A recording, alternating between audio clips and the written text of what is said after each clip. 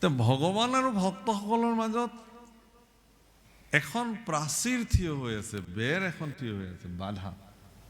সেই প্ৰাচীৰখনৰ কাৰণে আমি ভক্তবিলাকে ভগৱানক সততে নাপাওঁ। প্ৰাচীৰখনৰ নাম কি? মায়া। প্ৰাচীৰখনৰ নাম হ'ল মায়া। সেইখন প্ৰাচীৰ কেৱল মাত্ৰ নহয়, মায়া হ'ল পৰীক্ষা।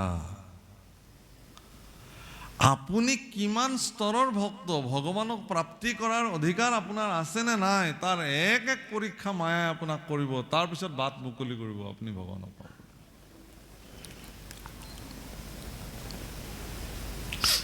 কিন্তু ৰাসলীলাৰ যেতিয়া ভাগৱত পঞ্চাধ্যায়, ৰাস পঞ্চাধ্যায় সংস্কৃত ভাগৱতত শ্লোক আৰম্ভ হৈছে, ভগৱান অপীত ৰাত্ৰি শাৰদোৎফুল্ল মল্লিকা বিশ্ৰন্তি মনঃচক্ৰে যোগ মায়া উপশ্ৰিতা। বিক্ষৰন্তি মনঃচক্ৰে যোগ মায়া উপশ্ৰিতা। চাব, যি মায়াই ভগৱানক পাবৰ কাৰণে ভক্তৰ কাৰণে বাধাৰ প্ৰাচীৰ হৈ থাকে, আজি ভগৱানে সেই মায়াক আদেশ কৰিছে যে হে মায়া,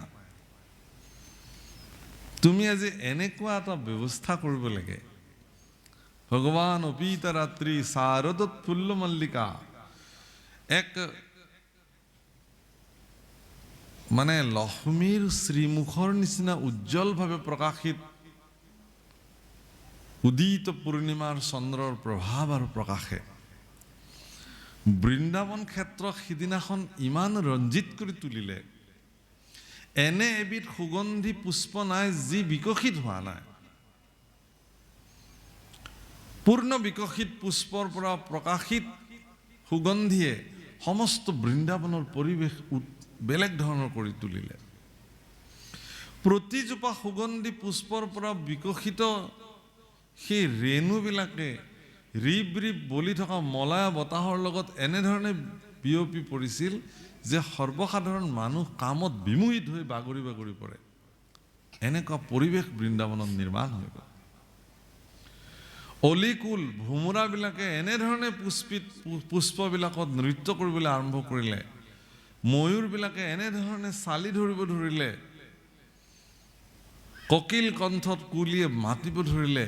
বৃন্দাবনৰ পৰিৱেশ বেলেগ ধৰণৰ পৰিৱেশ নিৰ্মাণ হৈ গ'ল। কাৰ্তিক মাহৰ সেই বিশেষ পূৰ্ণিমাত ভগৱান কৃষ্ণৰ মন গ'ল যে ইমান সুন্দৰ পৰিৱেশত মই ভক্তসকলৰ লগতে থাকিব লাগে। আৰু সেইকাৰণে ভগৱানে কি কৰিলে, ভগৱান অপীত ৰাত্ৰি শাৰদোৎফুল্ল মল্লিকা, এনেকুৱা এটা সুন্দৰ বাতাবৰণত ভগৱান কৃষ্ণই গোপীসকলক আমন্ত্ৰণ কৰাৰ সিদ্ধান্ত ল'লে। মায়াক ক'লে, আজি কিন্তু তুমি বাধাৰ প্ৰাচীৰ হ'ব নোৱাৰিবা। আজি তোমাৰ বাধা মোৰ ভক্তই নামানিব। তুমি আজি আয়োজক হ'ব লাগিব, উদ্যোক্তা হ'ব লাগিব। ভক্ত আৰু ভগৱান মিলিত হ'ব। ভক্ত আৰু ভগৱানে দিব্য লীলা সম্পাদিত কৰি ভক্ত আৰু ভগৱান এক হৈ যাব। আজি এই ব্যৱস্থাৰ তুমি মুখ্য আয়োজক হ'ব লাগিব। কামদেৱক আমন্ত্ৰণ কৰিলে, আহা, তুমিতো কৈলাশপতি ভগৱান শিৱক তুমি পঞ্চবান নিক্ষেপ কৰি পেলাই কামনাত ৰত কৰাব খুজিছিলা। আজি মোৰ তাতে প্ৰভাৱ পেলাই চোৱা, তোমাৰ কিমান শক্তি আছে। কামদেৱো আহিল সাজি কাচি, কিন্তু ভগৱান কৃষ্ণৰ নোম এডালকো তেওঁ কি স্পৰ্শ কৰিব নোৱাৰিলে। যাৰ কাৰণে কামদেৱ আহি ভগৱানৰ চৰণত দণ্ডৱত প্ৰণিপাত কৰিলে যে প্ৰভু, মই হাৰ মানিলো, মোক তোমাৰ পুত্ৰ হিচাপে গ্ৰহণ কৰিব লাগে। হে প্ৰভুসকল, ভক্তৰ কাৰণে ভগৱানে, আপোনালোকে চাব যে অন্য দিনা যি বংশীধ্বনি ভগৱানে গোপীসকলৰ কাৰণে বা অন্য সময়ত ভগৱানে যি পঞ্চম নাদে বংশীধ্বনি কৰে, ৰাসক্ৰিয়াৰ দিনা ভগৱানে কিন্তু সেই বংশীধ্বনি কৰা নাই। ভাগৱতত লিখিছে এইটো কি বুলি কৈছে, গীত বুলি কৈছে, গীত, বেণু গীত, বংশীধ্বনি কোৱা নাই। ৰাস পঞ্চাধ্যায়ত কি বুলি কৈছে, বেণু গীত, গীত গাইছে ভগৱানে পঞ্চম নাদে। আৰু আচৰিত কথা এইটোৱেই যে সকলো গোপীয়ে সেই বেণুগীত কৰ্ণগোচৰ কৰা নাই, কৰিব পৰা নাই। প্ৰভুসকল আমি ইয়াতে যিমান ভক্ত বহি আছো সকলোৱে ভাগৱত কথা শুনি আছো, ইয়াৰ মাজত বহি থাকিও কোনোবাই ভাগৱত নুশুনাকেও বহি থাকিব পাৰে ইয়াত ইচ্ছা কৰিলে পাৰে, তেওঁ অন্য মনটো থৈ দিলে হ'ল, নুশুনিব। গোপীসকলে ভগৱানৰ বেণুগীত সকলো গোপীয়ে শুনা নাছিল। কোনবিলাক গোপীয়ে শুনিলে তেতিয়াহ'লে? যিবিলাক গোপীয়ে ভগৱান কৃষ্ণক প্ৰাণবল্লভ মানিলে,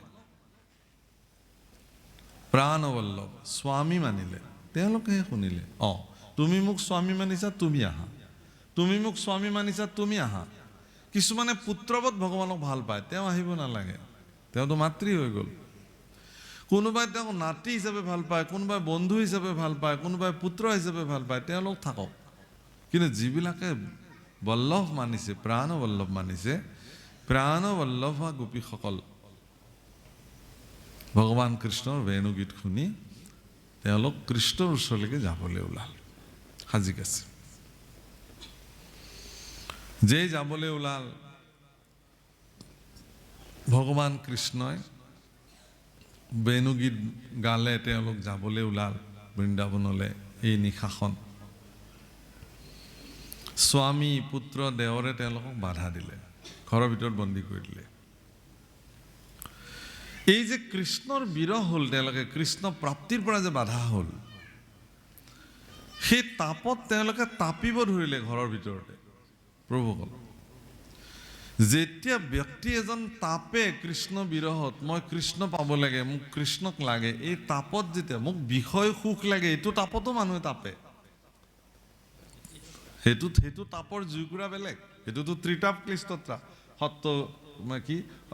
সত্যগুণ ৰজগুণ তমগুণ, তিনি গুণৰ দ্বাৰা যি মানুহ জীৱ সংসাৰ আছে, তাত আকৌ ত্ৰিতাপ ক্লিষ্ট জীৱবিলাক আছে।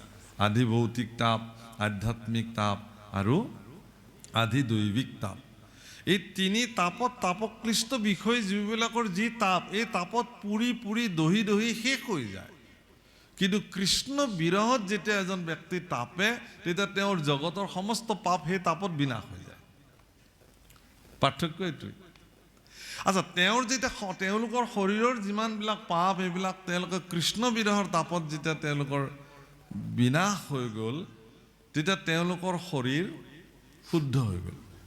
তেতিয়া তেওঁলোকে ধ্যান কৰিলে, কৃষ্ণ ধ্যান। কিছুমানৰ ধ্যান সমাধি ইমান উচ্চ পৰ্যায়ৰ হৈ গ'ল, তেওঁলোকে তাতে প্ৰাণ ত্যাগ কৰি দিলে, গৈ কৃষ্ণত বিলীন হৈ গ'ল। আৰু কিছুমানে তৎক্ষণাত তাতে দিব্য শৰীৰ প্ৰাপ্তি কৰিলে, আৰু সেই দিব্য শৰীৰবিলাকে বৃন্দাবনলৈকে লৰি লৰি গুচি আহিলে। প্ৰভুসকল, বহুতে ক'ব খোজে, এইকাৰণে মই দিব্য শৰীৰ বুলি এইটো কৈছোঁ, ভাগৱতত বৰ্ণন হৈছে যে বৈষয়িক শৰীৰৰ লগত তেওঁলোকৰ আৰু কোনো সম্পৰ্ক নাই। যদি থাকিলেহেঁতেন বৈষয়িক শৰীৰৰ লগত সম্পৰ্ক, তেতিয়াহ'লে তেওঁলোকে ডিঙিৰ হাড়ডাল আকৌ ভৰিত পিন্ধিলেহেঁতেন নেকি? ওঠৰ বঢ়মথুৰিৰ বোল তেওঁলোকে চকুত লগালেহেঁতেন নেকি? চকুৰ অঞ্জন তেওঁলোকে ওঠত লগালেহেঁতেন নেকি? কটিৰ মেখেলা তেওঁলোকে মূৰত গাঁঠিছে, কেনেকে গৈছে ভাবকচোন। তাৰমানে কি? বৈষয়িক শৰীৰৰ লগত তেওঁলোকৰ কোনো সম্পৰ্কই নাই, আৰু সেই ভাজে গৈ ভগৱান কৃষ্ণৰ সন্মুখত। ভগৱান কৃষ্ণ কিন্তু তেওঁলোকক তেনেকে দেখা নাই, এক দিব্য শৰীৰ। প্ৰভুসকল, মনত ৰাখিব, ভগৱান কৃষ্ণ যদিও দৈৱকীৰ নন্দন হৈ পৃথিৱীত আহিছে, তেওঁ কিন্তু শৰীৰ বিষয় নহয় ভগৱানৰ, মাত্ৰ লীলা কৰিবৰ কাৰণে নৰৰূপ ধাৰণ কৰিছে। ভগৱানৰ শৰীৰ দিব্য শৰীৰ। দিব্য শৰীৰ ভগৱানৰ লগত আলিংগন কৰিবৰ কাৰণে সেই শৰীৰবিলাক আমাৰ নিচিনা এনেকুৱা অধম শৰীৰে ক'ত ভগৱানৰ লগত আলিংগন কৰিব পাৰে? দিব্য শৰীৰে হ'ব লাগিব তেওঁলোক, আৰু সেইকাৰণে ভগৱানে তেওঁলোকক দিব্য শৰীৰ কৰি পেলালে। সেইকাৰণে চাব আপোনালোকে যে ৰাস নৃত্য কৰোঁতে কৰোঁতে গোপীবিলাকৰ ভাগৰ লাগিলে, ভাগৰ লগাৰ কাৰণে, গৰম বেছি লগাৰ কাৰণে ভগৱানে নিজৰ পীতাম্বৰী বস্ত্ৰৰে তেওঁলোকক এনেকে বাঁহ দিছে। কোনোবা গোপীয়ে যদি কৈছে যে মোৰ ভৰিখন বিষাইছে, মোৰ ভগৱান, মোৰ প্ৰভুই প্ৰাণবল্লভা গোপীসকলৰ চৰণ এনেকে মালিচ কৰি দিছে। কোনোবা গোপীয়ে ভগৱানৰ পিঠিতে লগাই পেলাই জিৰণি লৈছে। এনে সৌভাগ্য কোন ভক্তৰ হ'ব পাৰে এবাৰ ভাবকচোন প্ৰভুসকল। কাৰ জীৱনত এনে সৌভাগ্য ঘটিব পাৰে? আপোনাৰ মোৰ জীৱনত কোটি জন্ম কপাল ঘোৱাই থাকিলেও হ'বনে এনে ভাগ্য? এওঁলোকৰ হ'ল কিন্তু। গতিকে এই যে ভগৱানৰ লগত একত্ৰ হ'ব পৰাৰ সামৰ্থ্যত স্বহম তত্ত্বত বিলীন হ'ল। তুমিয়ে মই, ময়ে তুমি, তোমাৰ আৰু মোৰ মাজত কোনো পাৰ্থক্য নাই। হে প্ৰভু, মই বুলিবলৈতো একোৱেই নাই, অহম মম হ'ব না শেষ। গতিকে তুমিয়ে মই, ময়ে তুমি, সেইকাৰণে বিলীন হৈ গ'ল তেওঁলোক। সেই বিলীন হোৱা গোপীসকলক এৰি থৈ ভগৱান কৃষ্ণ কৰ্তব্যৰ খাতিৰত যেতিয়া মথুৰালৈ আহিলে, এতিয়া ভগৱান কৃষ্ণৰ দেখিছে তাত শুকদেৱে পৰীক্ষিতক কৈছে যে হে পৰীক্ষিত, অৱস্থাটো এনেকুৱা হ'ল যে ব্ৰজাংগনা গোপীসকলৰ এতিয়া দিন নাযায় ৰাতি নোৰোৱা অৱস্থা।